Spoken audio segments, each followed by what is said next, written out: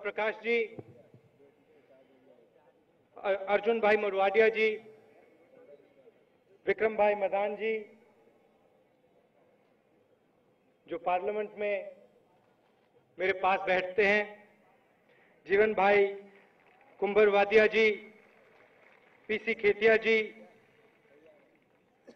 और कांग्रेस पार्टी के हमारे सब कार्यकर्ता भाई और बहनों, आप सबका यहां बहुत बहुत स्वागत, नमस्कार। और जो हमारी महिलाएं बैठी हैं, धूप में बैठी हैं, आपका भी बहुत स्वागत।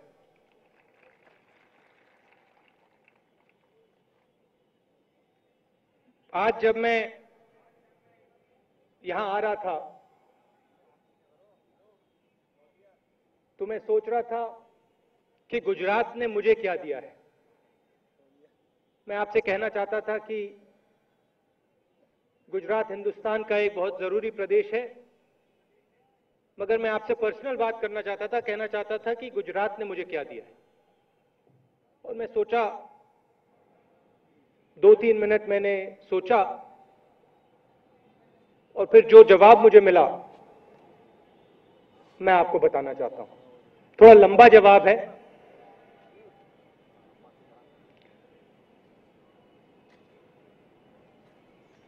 जब मैं छोटा था, मेरे पापा ने मुझे एक कहानी बताई थी, गांधी जी की कहानी थी, जो जब हमारी इंडिपेंडेंस की लड़ाई चल रही थी उस समय की कहानी थी। मैं आपको वो कहानी बताना चाहता हूं। गांधी जी आए थे, मोतीलाल नेहरू जी, जवाहरलाल नेहरू जी इलाहाबाद में रहते थे। और जब गांधी जी आए, हमारे घर में आए, तो जवाहरलाल नेहरू जी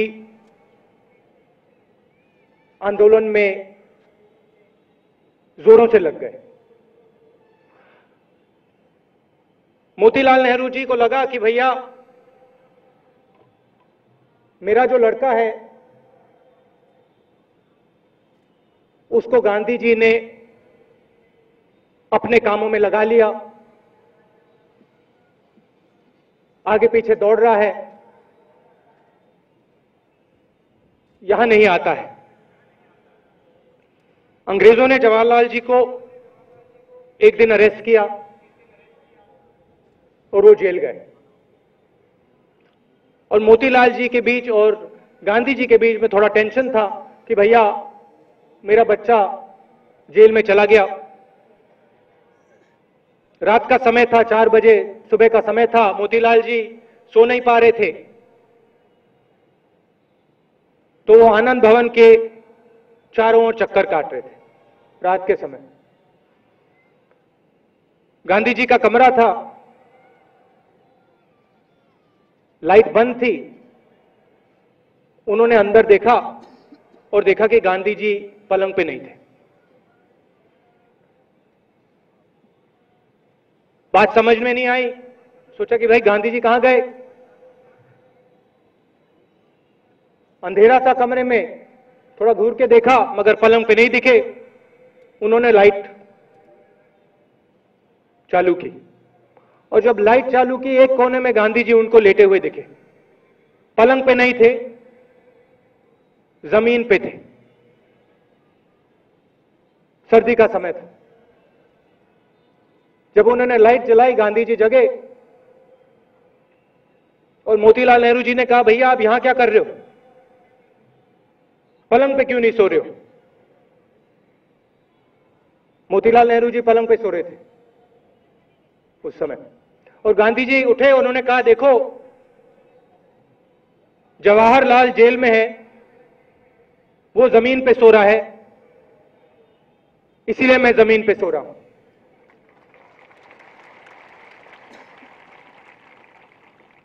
ये आपका इतिहास है, ये गुजरात का इतिहास है।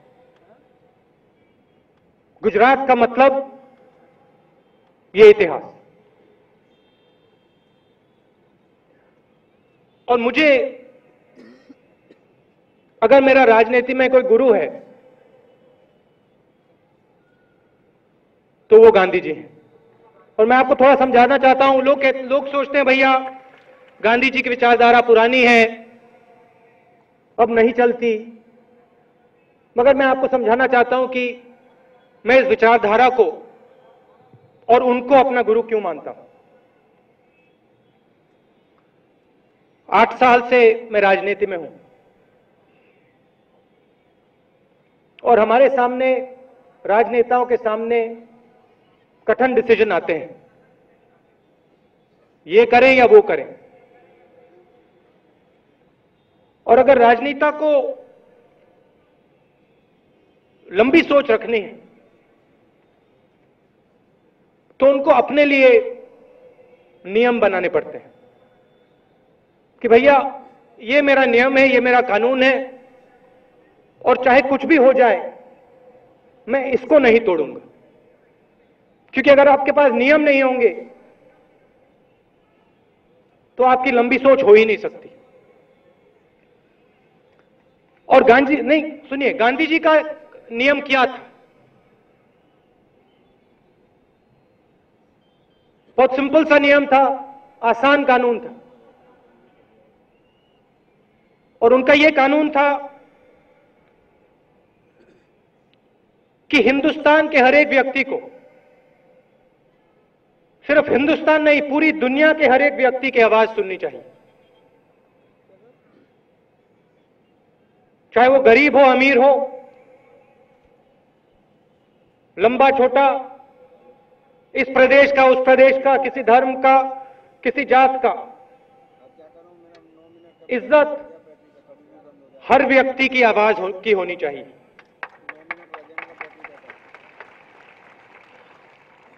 और आज यहां जो मैं मीटिंग दे रहा हूं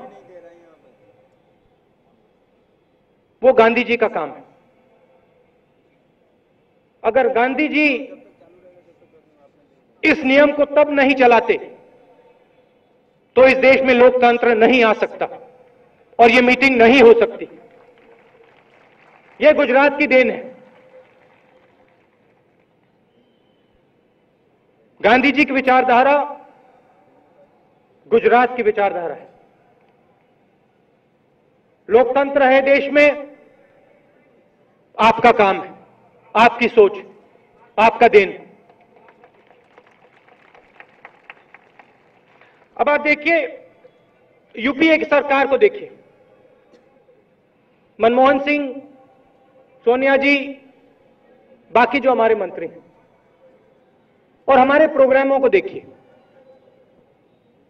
और सिर्फ यूपीए की सरकार के नहीं, पिछले 60-70 साल को देखिए। और मुझे एक प्रोग्राम का नाम बताइए जिसने किसी की आवाज छीनी हो।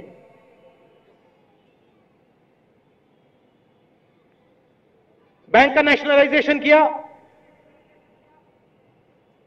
हरी क्रांति लाए, किसान की आवाज को आगे किया। आपके जेबों में फोन है? फोन है आपके पास? हैगा ना? अच्छा, हाथ उठा के दिखाओ जिसके पास फोन है। सबके पास फोन है।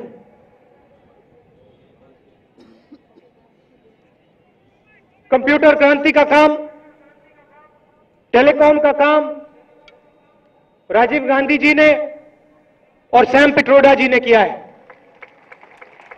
ये जो आपके हाथ में है, सैम पिट्रोडा गुजरात के हैं, इसमें भी आपका हाथ है। आप देश को बढ़ाते हो, देश को आवाज देते हो। मनरेगा दिया हमने, रोजगार का अधिकार। इसमें हमने ये नहीं कहा भैया इन लोगों को हम अधिकार देंगे। हमने कहा किसी को भी रोजगार का अधिकार चाहिए, चाहे वो गुजरात का हो, पंजाब का हो, हरियाणा का हो, किसी भी धर्म का हो, किसी भी जात का हो, रोजगार का अधिकार उसको मिलेगा। और हमने करके दिखाया। भ्रष्टाचार की बात होती है, जो पहले छुपा रहता था और जो आज गुजरात में अभी भी छुपा रहता है, उसको आरटीआई ने बाहर निकाला। हमें मालूम था जब हम आरटीआई को लागू करेंगे तो बहुत सारी चीजें बाहर निकलेंगी, मगर हमने किया क्योंकि हम आप लोगों को, आम आदमी को आवाज देना चाहते हैं।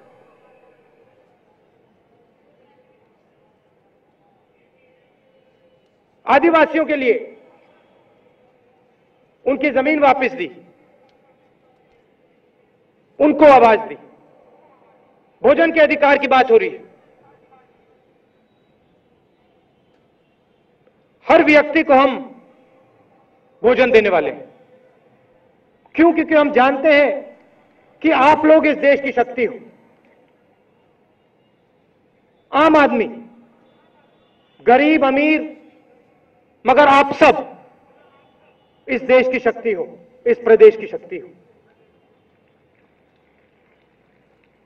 और राजनेता का काम क्या होता है? जो गांधी जी ने सिखाया है, राजनेता का काम होता है इस आवाज को सुनो और समझो। अपने जो सपने हैं उनको परे करो, इस आवाज के जो सपने हैं उनके लिए लड़ो। यह गांधी जी का कहना था।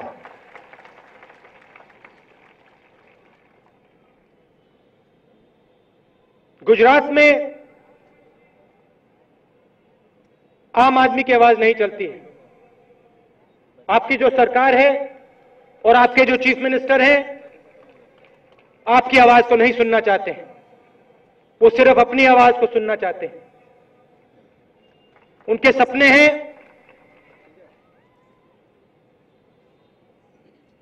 उन सपनों के बारे में वो सोचते हैं।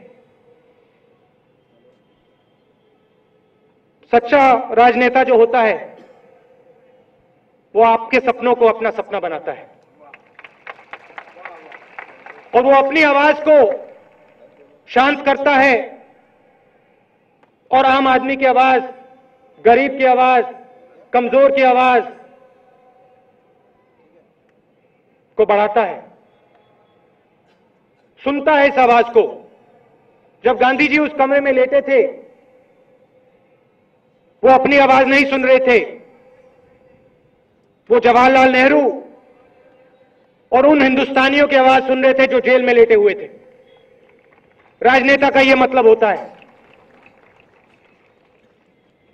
यहां पे लोकतंत्र है, मैंने कहा गुजरात की देन है, गांधी जी की देन है। असेंबली यहां कितने दिन बैठती है, किसी को मालूम है? गुजरात में असेंबली कितनी देर चलती है साल में? कितने दिन चलती है? हाँ, हाथ उठाया बताइए आप। आपका नाम क्या है भैया? हाँ बताओ भैया। एक दिन? एक दिन तो नहीं चलती है, 25 दिन चलती है। मॉनसून में एक दिन चलती है। आप वोट देते हो, आप कहते हो भैया हमारी आवाज है ये वोट।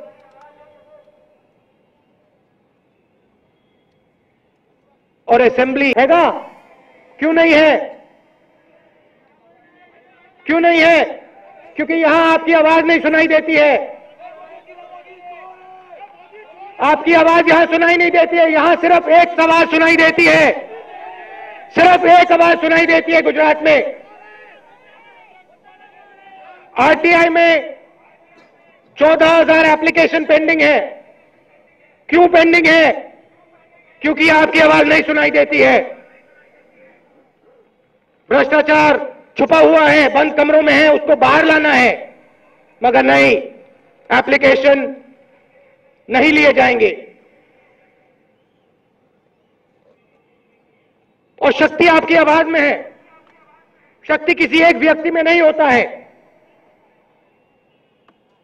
शक्ति गुजरात की आवाज में है, गुजरात के आम आदमी में है, गुजरात के आदिवासी में है, गुजरात के युवा में है। और उस शक्ति को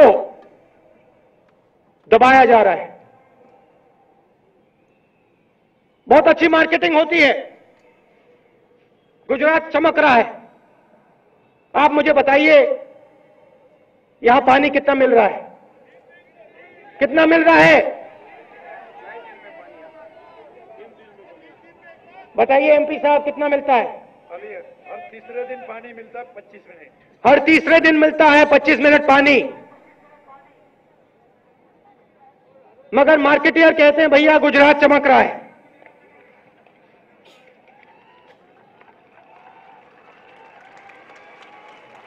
मार्केटियर कहते हैं गुजरात चमक रहा है, पानी नहीं है, रोजगार नहीं है। भैया कितने अनएम्प्लॉयड लड़के कितने हैं यहां पे गुजरात में? 10 लाख। जोर से बोलो भैया। 10 लाख। 10 लाख। 10 लाख लड़कों के पास, लड़कियों के पास रोजगार नहीं है, मगर गुजरात में चमक है, बहुत अच्छी चमक है।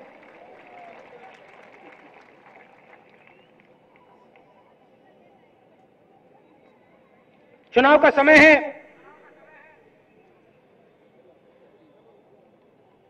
आपको डिसीजन लेना है। मैं आपको सिर्फ एक बात कह सकता हूं, गुजरात को एक व्यक्ति नहीं चला सकता है और एक व्यक्ति नहीं चलाता है। गुजरात को गुजरात की जनता चलाती है, आम आदमी चलाता है। जो आपके बच्चे स्कूल जाते हैं, पढ़ते हैं, वो चलाएंगे गुजरात को, वो भविष्य है। और आप में जो शक्ति है, उसने सिर्फ गुजरात को नहीं बदला है। अभी यहां दिल्ली में ब्राजील के प्रेसिडेंट आए, लूला नाम के हैं, उनसे बातचीत हो रही थी और उनसे मैंने पूछा, भैया जब आप राजनीति के बारे में सोचते हो, आपके नियम क्या हैं? एकदम गांधी जी। एक सेकंड नहीं लगा। जब मैं राजनीति के बारे में सोचता हूं, मैं गांधी जी के बारे में सोचता हूं। उधर नेल्सन मंडेला है, उनसे पूछो, वो कहेंगे भैया जब मैं लड़ा, गांधी जी की शक्ति मेरे साथ थी। और ये एक नहीं है, दो नहीं है, ये लाखों नेता हैं और उनमें मैं भी हूं, जिसको आपने रास्ता दिखाया है।